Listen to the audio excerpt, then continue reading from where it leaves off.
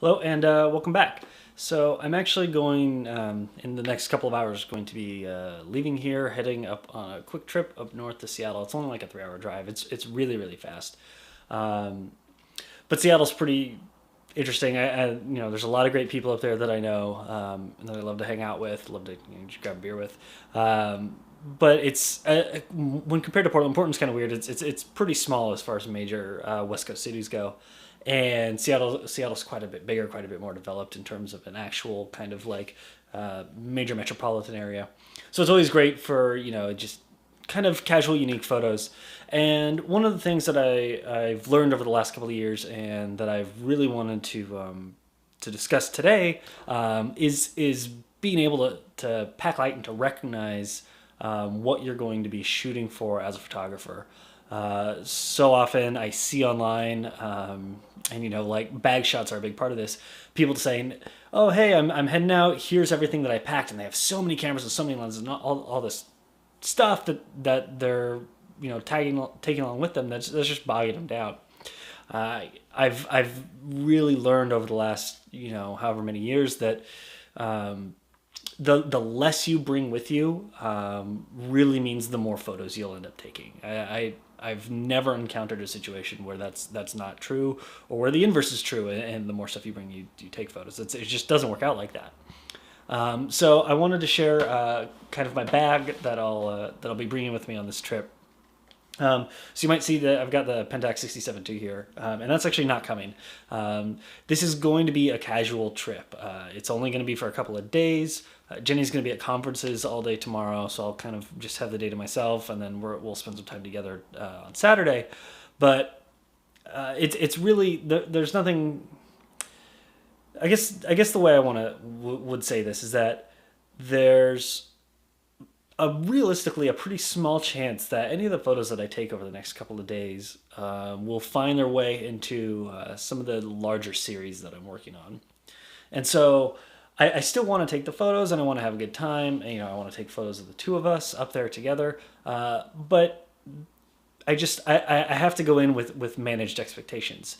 And so because of that, I'm not worried about bringing, the heavy duty equipment here. I want to pack lighter, and I want to pack smarter, and really know before going into it what I'm going to be doing. So this is my bag. Now that we're almost 3 minutes into this video, and I haven't actually shown you. This is my bag. It's an older Billiam. I got it at an estate sale years ago. Like 6 years ago now. And it's got patches on it from the Tetons and Yellowstone, and when I drove down to Bodie, California last summer to meet up with some other photographers. So this is my bag. It's kind of rusty. The leather's cracking in a few spots. It's a little beat up, but I love it, and it works out well for me. So I want to start with the cameras that I'm bringing. First and foremost, if you saw the last video, you'll know that I'm a big fan of the Fuji GA645, so that's definitely coming with me. It's going to give me a big negative that if any of the photos I take, I really want to include as part of a series that I'm working on, it's going to give me the detail and all of the basically quality that I'll be looking for. But it's still in such a compact and easy to use model, basically, that I'm not going to be too worried about lugging around all over the place. It's really lightweight. It's when I'm walking all over town, it's not going to weigh me down. It's really just the perfect kind of camera to bring along with me. So that's going to be my primary shooter.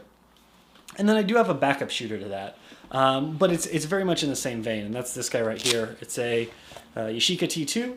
I picked it up from a buddy of mine at the camera swap meet a little while ago. They're just such awesome cameras. I've owned so many of these Yashica T cameras. I've had three of the T4s, T4 Super. I have an original one in my bedroom, just right around the corner there. This one is it's awesome. The lens is super sharp. It's simple to use.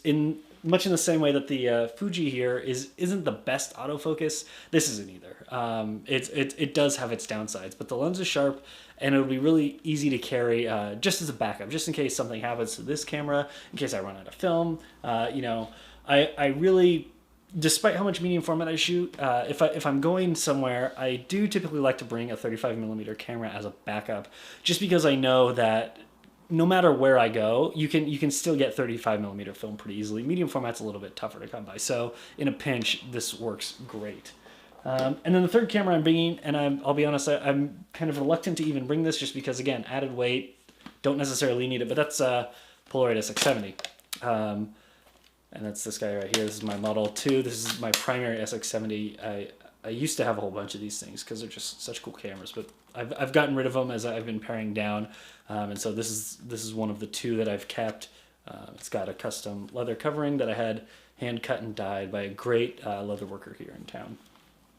So those are the cameras. What else am I bringing there? Because that's also important. Well, the reason I'm bringing the SX70 is because I was able to pick up some of the new Impossible Project film today at the local photo store. I'll be shooting this, and I'll be talking about it on this channel as well. But I really want to test it out. I did some beta testing for this film, and I want to see kind of how it works in the retail ready version, and what that's really like. So that's this guy right here, and then I also have, just like I said, for the backup, I've just got a single roll of Portra 400. I'm not expecting to use the Yashica a whole lot, so I'm only bringing one roll of film. If I end up needing more, I can always get more. And then for the Fuji GA645, again, casual trip, thinking casual here, thinking nothing too serious in terms of what I'm going to be shooting.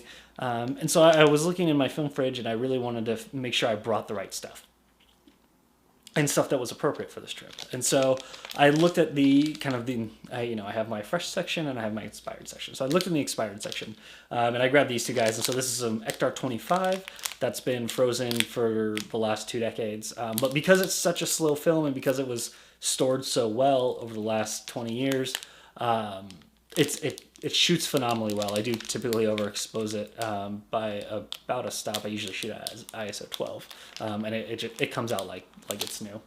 And then for black and white, I brought a couple rolls of this.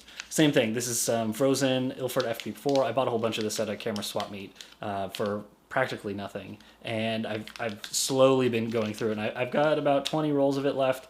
And same thing, overexpose it by a stop, it looks brand new. It's awesome, and it was cheap, and it's easy to use, and so that'll get me both my color and black and white. I have 4 rolls of each. So, what's that, 120 something photos, and I'm really kind of figuring that's probably the absolute maximum that'll take. Same thing with the cameras. I used to overpack film as well, and now I've really made it a point to understand how much I'm going to be realistically shooting, and not to bring more than that, because not only are you bringing too much, but there's a kind of, not morality, kind of a disappointment if you come back and you brought all this film, but hey, you only shot 3 rolls. Well, shooting 3 rolls could be great. Like, there could be some awesome stuff on that 3 rolls. So don't mitigate that feeling and the photos that you've taken by expecting to shoot 10 rolls when you only shot 3. And then finally, wanted to get through this here. Notebooks. I always bring notebooks. I love notebooks. I have a whole bunch of them, and I'm using a whole bunch at any given time. And so this is my casual, like, just jot down quick notes, projects I'm working on. It fits really well into my back pocket. I've then got my my little bit bigger one, and this one is a project that I've been working on this year.